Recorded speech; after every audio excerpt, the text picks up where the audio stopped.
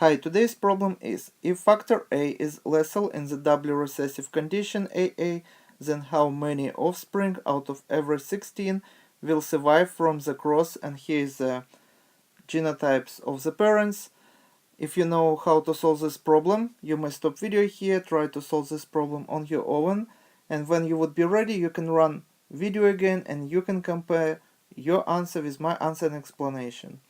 So first of all, what do we see here? We see that our example has genotypes that is heterozygous for both genes, and here is gene A, and here is a gene B, A and B in both parents, and each gene, because organisms are diploid, can be in different states. For example, homozygous dominant, heterozygous, and homozygous recessive. For example, gene A.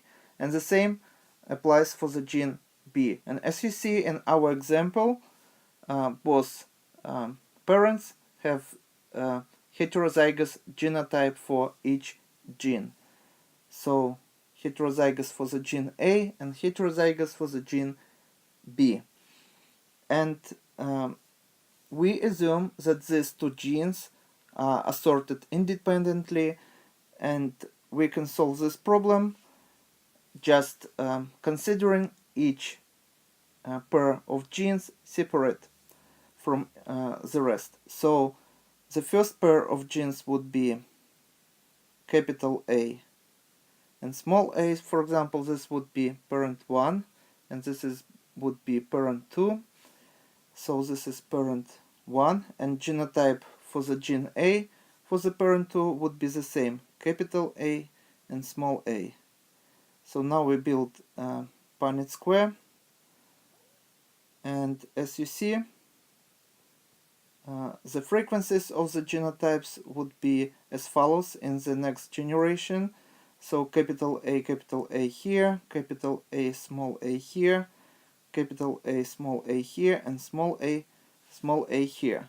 So as you see, quarter of the progeny would have double recessive A allele in the genotype, and that means that this is lethal condition, and that means that 25% of all the progeny would die because they would have this double recessive allele, and that means that 75% of the progeny that belongs to these genotypes would survive. So everything now we have to do to finish our problem. So the question is how many out of 16 will survive. So we can say that 75%, and this is going to be 12. And this is going to be our answer. If you're still confused, here is another example how to solve this problem. So we have two parents of the same genotype. So here is a genotype for the parent 1, and here is a genotype for the parent 2. And we can solve this problem in another way. So the first genotype would be capital A, small a, capital B, and small b. Because parents has the same genotype, I would use only one genotype. So what this genotype? This is diploid organism. Of course, here we cross two parents that is diploid, and each diploid parent would produce gametes that is haploid. It can be with sperm or egg cells, but they would have only one variant of the allele, whether, for example, this is going to be for the gene A, capital A or small a, or dominant allele B or recessive allele B. So let's list all the possible genotypes of the gametes. So here would be the first variant, and this is going to be capital A and capital B, and here is going to be the second variant, capital A and small b, third variant here, small a, capital B, and fourth variant here, that is small a and small b. And this can represent all the possible gametes for the parent 1, and the same applies to the second parent, because genotype of the second parent would be the same, so we can put parent 2 here. So once again we build a Punnett square. So here we have capital A, capital B genotype, so we put this genotype here also, capital A and capital B, then capital A, small b, small a, and capital B, and small a and small b. So once again, this is gametes of the parent 2.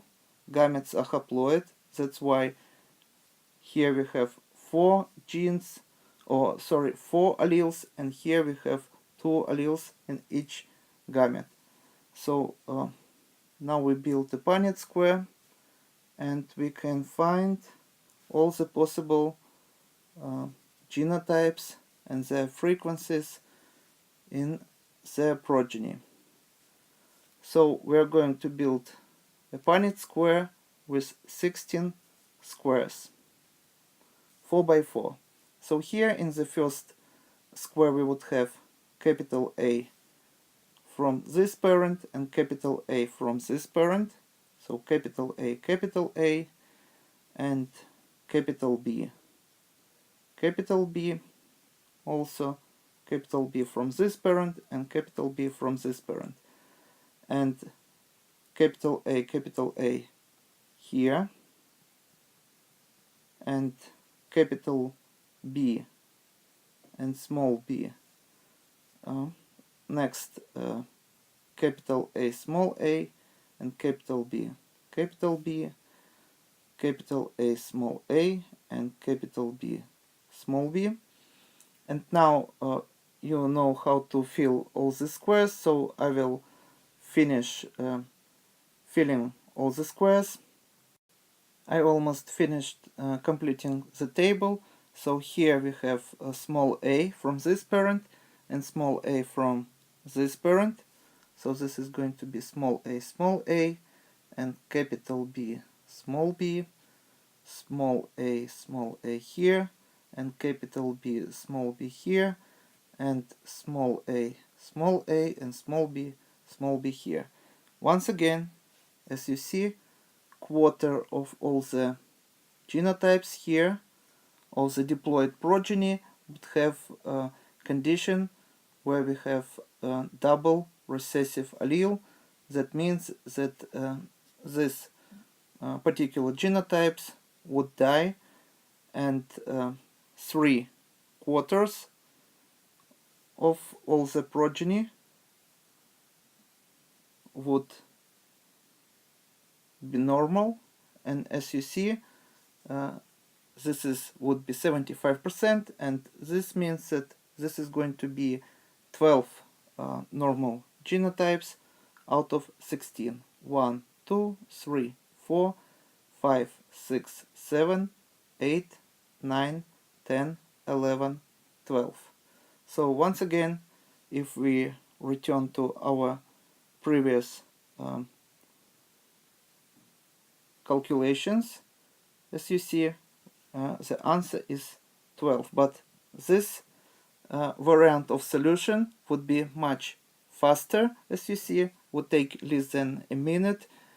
And now I hope you know how to solve analogous problems, and you wouldn't experience any problems if you would have such problem on your exam.